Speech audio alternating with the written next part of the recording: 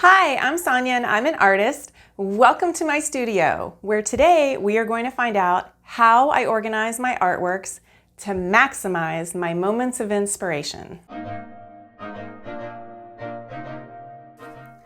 Welcome to the staging area of my studio. This is where I stay organized and keep all of my different commissions that I'm working on track. I grew up the child of a small business owning family. Yes, that's right. My dad ran a jewelry store in a small town in Virginia. And I spent a lot of years watching, observing, and many years working in the store, just learning all of the processes on, first of all, how important custom personal pieces are. And even though he worked on jewelry and I work on art, they really are just so similar.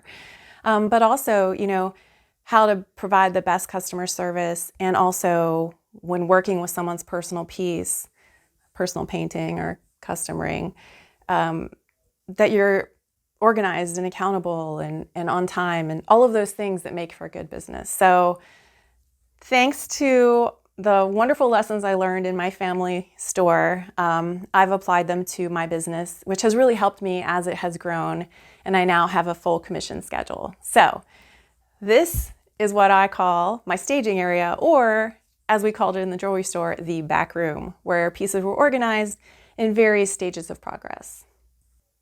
This might look like a boring table, but let me tell you, this right here is full of art excitement.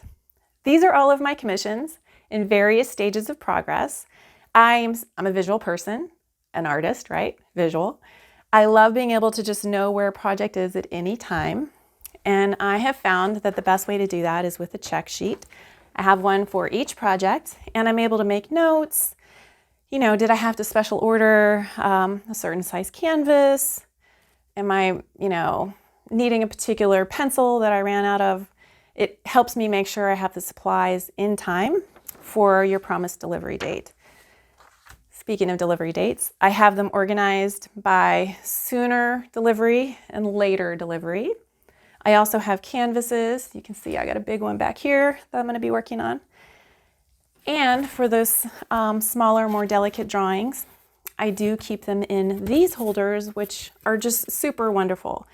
I can be working on a drawing and put it in here for the night, pull it back out the next morning.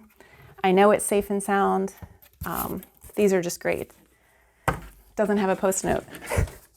I usually stick a post-it on it so that I know that I'm picking up the right drawing. Why do I work on more than one piece at a time? A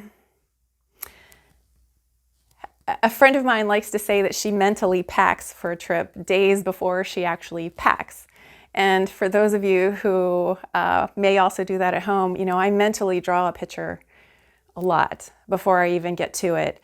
And then I typically have several practice sketches.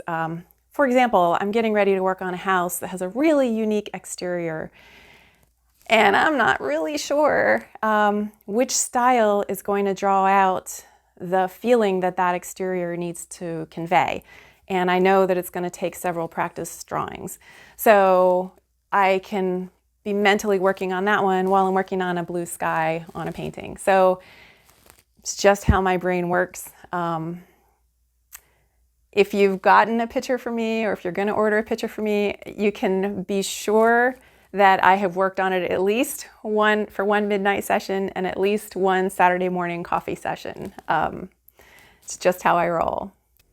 And so this is how I keep things moving behind the scenes. As I mentioned, at any time when I'm having a moment of inspiration, I can pick one up and work on it. It's pretty fantastic. I am so grateful to be able to have this space and to have learned the lessons of my family business, to be able to help me stay on track as I work on so many amazing art pieces for all of you. So thank you again. I'll see you next time. Bye. If you like this video, please hit the like button and be sure to hit the subscribe button to catch all of my new video and artwork inspirations. See you next time, art lovers!